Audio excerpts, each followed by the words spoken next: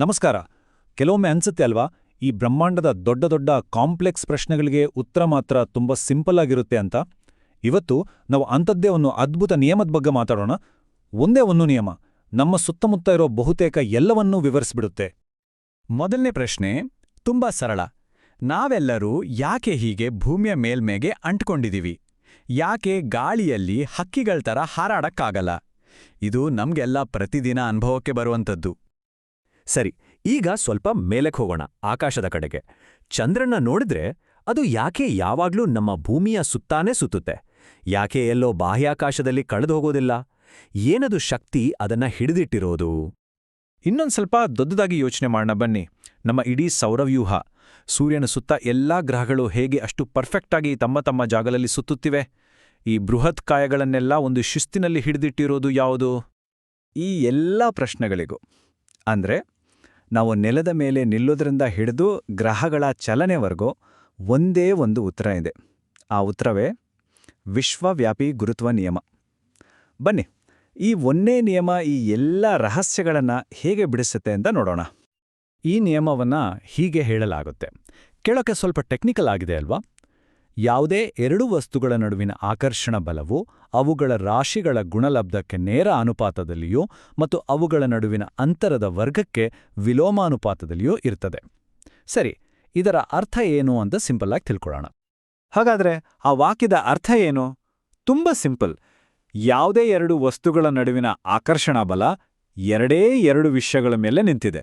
ಒಂದು, ಆ ವಸ್ತುಗಳು ಎಷ್ಟು ದೊಡ್ಡದಾಗಿವೆ ಅನ್ನೋದು, ಅಂದ್ರೆ ಅವುಗಳ ರಾಶಿ. ಇನ್ನೊಂದು, ಅವುಗಳ ನಡುವೆ ಎಷ್ಟು ದೂರ ಇದೆ ಅನ್ನೋದು. ಅಷ್ಟೇ. ವಸ್ತುಗಳು ದೊಡ್ಡದಿದ್ರೆ ಆಕರ್ಷಣೆ ಜಾಸ್ತಿ, ದೂರ ಜಾಸ್ತಿ ಆದ್ರೆ ಆಕರ್ಷಣೆ ಕಡಿಮೆ. ಸಿಂಪಲ್ ಅಲ್ವಾ? ಸರಿ, ಈಗ ಮಜಾ ಇರೋದು, ನಾವು ಶುರುನಲ್ಲಿ ಕೇಳಿದ್ವಲ್ಲ ಆ ಪ್ರಶ್ನೆಗಳು, ಅದಕ್ಕೆಲ್ಲ ಇದೊಂದೇ ನಿಯಮ ಹೇಗೆ ಉತ್ತರ ಕೊಡುತ್ತೆ ಅಂತ ನೋಡೋಣ ಬನ್ನಿ. ನಿಜವಾಗ್ಲೂ ಇದು ಅದ್ಭುತ. ನಮ್ಮ ಮೊದಲನೇ ಪಜಲ್ ನೆನ್ಪಿದ್ಯಾ? ನಮ್ಮನ್ನು ಭೂಮಿಗೆ ಬಂಧಿಸಿರೋ ಆ ಶಕ್ತಿ ಯಾವ್ದೋ? ಉತ್ತರ ಬೇರೇನೂ ಅಲ್ಲ, ವಿಶ್ವವ್ಯಾಪಿ ಗುರುತ್ವ ನಿಯಮ. ಭೂಮಿಯ ರಾಶಿ ಅಂದ್ರೆ ಅದರ ಸೈಜ್ ನಮ್ಮ ಸೈಜ್ಗಿಂತ ಎಷ್ಟೋ ಪಟ್ಟು ದೊಡ್ಡದಿದೆ. ಹಾಗಾಗಿ ಅದು ನಮ್ಮನ್ನು ತನ್ನ ಕೇಂದ್ರದ ಕಡೆಗೆ ನಿರಂತರವಾಗಿ ಸೆಳೆಯುತ್ತೆ. ಅದಕ್ಕೆ ನಾವು ನೆಲದ ಮೇಲೆ ಗಟ್ಟಿಯಾಗಿ ನಿಂತಿದ್ದೀವಿ. ಹಾಗಾದ್ರೆ ಚಂದ್ರನ ಕಥೆ ಏನು? ಆಕಾಶದಲ್ಲಿ ಅದರ ಚಲನೆಯ ಹಿಂದಿನ ರಹಸ್ಯ ಏನು? ಅಲ್ಲೂ ಕೂಡ ಸೇಮ್, ವಿಶ್ವವ್ಯಾಪಿ ಗುರುತ್ವ ನಿಯಮವೇ ಕೆಲಸ ಮಾಡುತ್ತೆ. ಭೂಮಿಯ ಗುರುತ್ವಾಕರ್ಷಣೆ ಒಂದು ಕಾಣದ ದಾರದ ಥರ ಚಂದ್ರನನ್ನು ಹಿಡಿದಿಟ್ಕೊಂಡಿದೆ. ಅದಕ್ಕೆ ಅದು ತನ್ನ ದಾರಿ ತಪ್ಪಿ ಎಲ್ಲೂ ಹೋಗೋದಿಲ್ಲ.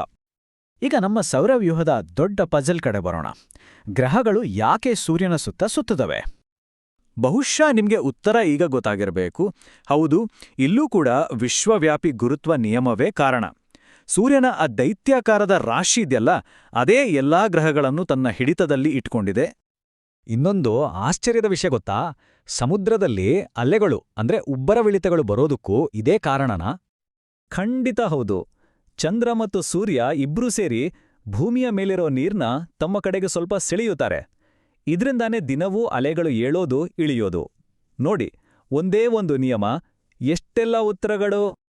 ಹಾಗಾದ್ರೆ ನಾವಿಲ್ಲಿ ಏನ್ ನೋಡ್ತಿದ್ದೀವಿ ಅಂತ ಯೋಚನೆ ಮಾಡಿ. ಒಂದಕ್ಕೊಂದು ಸಂಬಂಧವೇ ಇಲ್ಲ ಅನ್ಸೋ ಎಷ್ಟೋ ವಿಷಯಗಳು. ನಾವು ನೆಲದ್ಮೇಲೆ ನಿಲ್ಲೋದು, ಚಂದ್ರನ ಚಲನೆ, ಗ್ರಹಗಳ ಪರಿಭ್ರಮಣೆ, ಇವೆಲ್ಲವನ್ನೂ ಒಂದೇ ಒಂದು ಸರಳ ನಿಯಮ ಜೋಡಿಸುತ್ತೆ. ಒಂದ್ಸಲ ಲಿಸ್ಟ್ ಮಾಡೋಣ ಬನ್ನಿ. ಈ ಒಂದೇ ಒಂದು ನಿಯಮ ನಮ್ಮನ್ನು ಭೂಮಿಗೆ ಹಿಡಿದಿಡುತ್ತೆ, ಚಂದ್ರನನ್ನು ಅದರ ಕಕ್ಷೆಯಲ್ಲಿಡುತ್ತೆ, ಗ್ರಹಗಳು ಸೂರ್ಯನ ಸುತ್ತ ಬರುವಂತೆ ಮಾಡುತ್ತೆ. ಅಷ್ಟೇ ಅಲ್ಲ, ಸಮುದ್ರದ ಅಲೆಗಳನ್ನು ಸೃಷ್ಟಿಸುತ್ತೆ. ಎಷ್ಟು ಅದ್ಭುತ ಅಲ್ವಾ? ಇಲ್ಲಿ ಮುಖ್ಯವಾದ ಪಾಯಿಂಟ್ ಏನಂದ್ರೆ, ಇವೆಲ್ಲವೂ ಬೇರೆ ಬೇರೆ ಘಟನೆಗಳಲ್ಲ. ಇವೆಲ್ಲವೂ ಒಂದೇ ಬ್ರಹ್ಮಾಂಡದ ನೃತ್ಯದ ಭಾಗಗಳು. ಮತ್ತು ಈ ಇಡೀ ನೃತ್ಯವನ್ನ ನಿಯಂತ್ರಿಸೋದು ಒಂದೇ ಒಂದು ರೂಲ್. ಇದೇ ನೋಡಿ ವಿಜ್ಞಾನದ ಸೌಂದರ್ಯ.